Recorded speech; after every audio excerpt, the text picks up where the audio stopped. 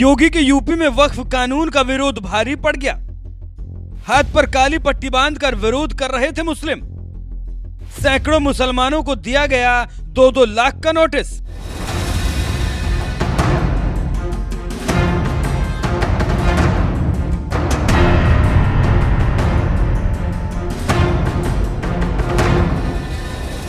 नागरिकता संशोधन कानून यानी सीएए के खिलाफ विरोध प्रदर्शन के नाम पर हिंसा का तांडव मचाने वाले लोगों के खिलाफ योगी सरकार ने तगड़ी कार्रवाई करते हुए उनके पोस्टर चौराहों पर लगवा दिए थे और नुकसान की भरपाई भी उन्हीं से करवाई थी। लेकिन इसके बावजूद लगता है वक्फ कानून के खिलाफ विरोध प्रदर्शन करने वालों को समझ में नहीं आ रहा, इसीलिए अब वक्फ संशोधन बिल के खिलाफ विरोध प्रदर्शन पर उतर आए। लेकिन जिला मुजफ्फरनगर में यह विरोध करना उस वक्त भारी पड़ गया जब प्रशासन ने सैकड़ों नमाजियों को 2-2 लाख रुपए का नोटिस थमा दिया।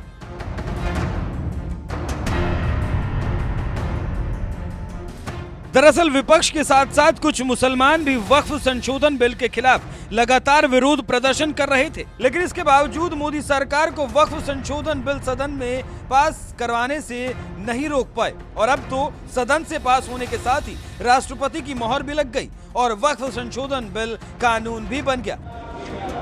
The bill is passed.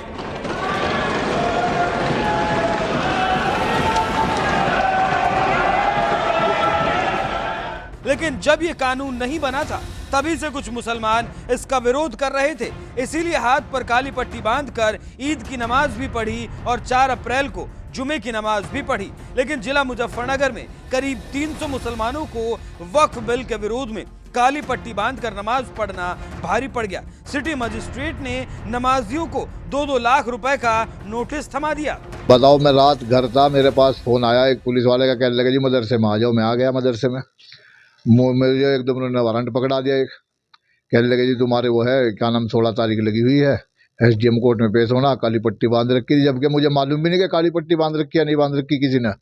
मैं तो क्या बांधता, मैं किसी के देखी भी नहीं काली पट्टी। इस तरह का नोटिस क्या तुम्हें प्रशासन द्वारा कहा गया है? इसमें असल में पिछले जुमे में हमने जो है एक खामोशी के साथ में काली पट्टी बांध के वो किया था कि भाई मुस्लिम पर्सनल बोर्ड की तरफ से मस्जिद में आया था कि मस्जिद में काली पट्टी बांध के जाना और आना, खामोशी के साथ में, यानी दिखाना था, एहतजाज करना था मैं।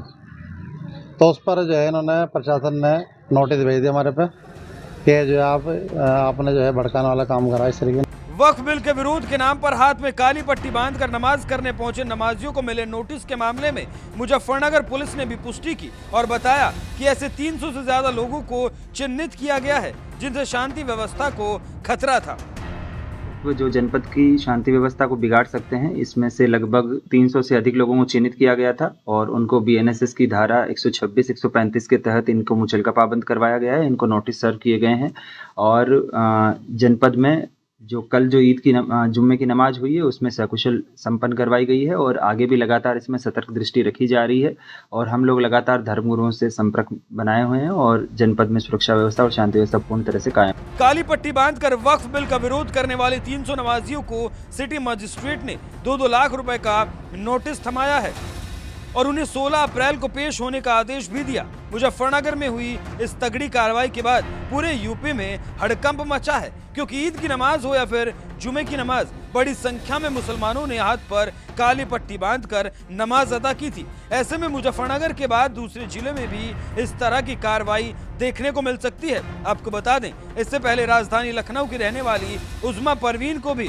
पुलिस ने 10 लाख रुपए का नोटिस थमाया था, जिस पर बुरी तरह बौखलाई कांग्रेस नेता उज़्मा परवीन ने योगी सरकार पर खूब भड़ास निकाली। जैसे कि आपको पता है कि वक्फ बोर्ड का बिल लाया गया और यहाँ उत्तर प्रदेश सरकार ने हाई अलर्ट जारी कर दिया और फोर्स हमारे घरों में भेजी गई, नोटिस दी गई। हमें किस बात की नोटिस दी आपने मुझे? क्या मैंने कौन सा जुर्म किया है? क्या मैं आपको अपराधी नजर आती हूँ? क्या आपने फंडामेंटल राइट्स के लिए लड़ना ये अपराध है? क्या कॉन्स्टिट्यूशन के दायरे में रहकर अपनी आवाज उठाना ये अपराध है? मुझे अफसोस है कि उत्तर प्रदेश सरकार जिस महिला सुरक्षा की बात करती है वो बिल्कुल फेल है इस मामले में और एक महिला को प्रताड़ित किया जा रहा है, उसके घर पर नोटिस भेजी जा रही है, उसे परेशान किया जा रहा है। किस लिए? कि मैंने वक्फ बिल के खिलाफ आवाज उठाई, मैंने उसका विरोध किया, मैंने अपना विरोध जताया, इसलिए आपने मुझे नोटिस भेजी। और अगर मैंने हमेशा इंसानियत के लिए काम किया है, चाहे वो किसी भी मजहब का मानने वाला हो, मैंने हमेशा जुल्म के खिलाफ आवाज उठाई है और आज भी मैं जुल्म के खिलाफ आवाज उठा रही हूँ, क्योंकि ये हमारे फंडामेंटल राइट्स छीने जा रहे हैं, ये हमारे हनन है, हमारे अधिकारों का हनन है और हम अपने अधिकारों के लिए जरूर लड़ेंगे। उस्मा परवीन इससे पहले भी CAA के विरोध के नाम पर प्रदर्शन कर चुकी हैं। यही वजह है कि पुलिस ने एहतियात के तौर पर उन्हें नोटिस थमा दिया, जिससे वक्फ कानून के विरोध के नाम पर सड़क घेर कर प्रदर्शन ना करें। योगी सरकार के इस एक्शन पर आपका क्या कहना है? अपनी राय हमें कमेंट कर जरूर बताएं। साथ ही गृह मंत्री अमित शाह ने वक्फ बिल पर चर्चा के दौरान क्या कुछ कहा था, आइए आपको सुनाते हैं। ये 1995 से आए, ये पूरा झगड़ा जो चल रहा है, आपने नॉन हिंदू को रख दिया और नॉन मुस्लिम को रख दिया, गैर मुस्लिम को रखा। वो झगड़ा वक्फ में दखल करने का है। पहले तो वक्फ में कोई गैर इस्लामिक सदस्य आएगा ही नहीं, ये स्पष्टता समझ लीजिए। ना मुतवल्ली गैर इस्लामिक होगा, ना वाकिफ गैर इस्लामिक होगा। मान्यवर, वहां कोई प्रोविजन नहीं है। जो धार्मिक संस्थाओं का संचालन करते हैं उसमें कोई गैर मुस्लिम व्यक्ति रखने का प्रावधान किया भी नहीं है, हम करना भी नहीं चाहते हैं मान्यवर। इसलिए जो बड़े बड़े भाषण करते हैं कि समानता का अधिकार चला गया, दो धर्मों के बीच में समानता नहीं रही, मुसलमानों के धार्मिक अधिकारों के बीच में दखल खड़ी हो जाएगी, कुछ नहीं होने वाला मान्यवर। इस दृष्टि से देखें तो 1995 तक वक्फ की काउंसिल और वक्फ बोर्ड था ही नहीं, वो तो 95 से आया। और मान्यवर, ये जो भ्रम खड़ा किया जाता है कि ये एक मुस्लिम भाइयों के धार्मिक क्रियाकलापों के अंदर, उनके दान की हुई संपत्ति के अंदर दखल करने का है, ये बहुत बड़ी भ्रांति फैलाकर माइनॉरिटी को डराकर अपनी वोट बैंक खड़ी करने के लिए किया जा रहा है मान्यवर। कहां पर गैर मुस्लिम सदस्य रखे जाएंगे? परिषद में और वक्फ बोर्ड में। उसका काम क्या है? उनका काम धार्मिक क्रियाकलापों को कुछ चलाने का नहीं है। वो शुद्ध रूप से वक्फ का जो कानून, दान के लिए किसी ने दी हुई संपत्ति, उसका एडमिनिस्ट्रेशन अच्छे से चल रहा है नहीं चल रहा है, कानून के हिसाब से चल रहा है नहीं चल रहा है, या तो दान जिस चीज के लिए दिया गया, इस्लाम धर्म के लिए दिया गया, गरीबों के भोजन के लिए दिया गया, गरीबों के उद्धार के लिए, वो उद्देश्य के लिए इसका उपयोग हो रहा है नहीं हो रहा है, इसका नियमन करने का काम है मान्यवर। अब मैं इसको मान्यवर बाकी सारे धर्मों के साथ कंपैरिजन करते हैं और कहते हैं दखल किया है। मैं उसको स्पष्ट करना चाहता हूं। मान्यवर, वक्फ जो है वो हमारे यहां ट्रस्ट एक्ट है, इसमें ट्रस्ट है।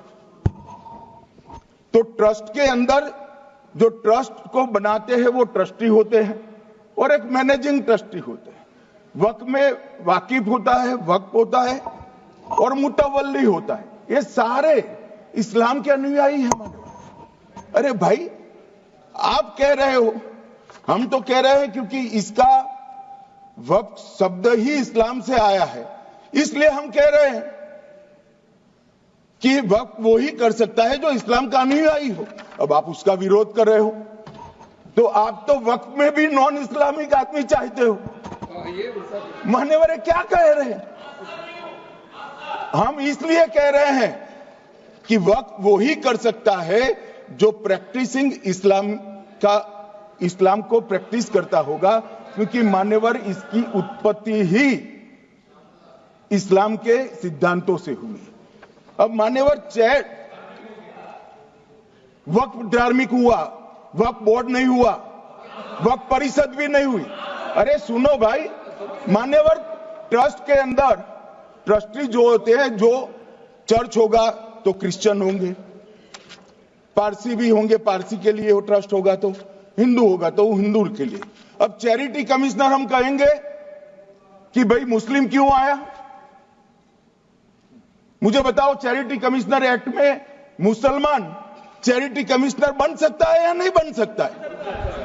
उसको ट्रस्ट नहीं चलाना है, उसको चैरिटी के कानून के हिसाब से वो ट्रस्ट चले उसकी देखरेख करनी है। ये धार्मिक नहीं है, ये धर्म का काम नहीं है मान्यवर, ये एडमिनिस्ट्रेटिव वर्क है। और इसलिए तो फिर चैरिटी कमिश्नर हिंदू होगा तो वो क्रिश्चियनों के ट्रस्ट का कैसे देखरेख करेगा?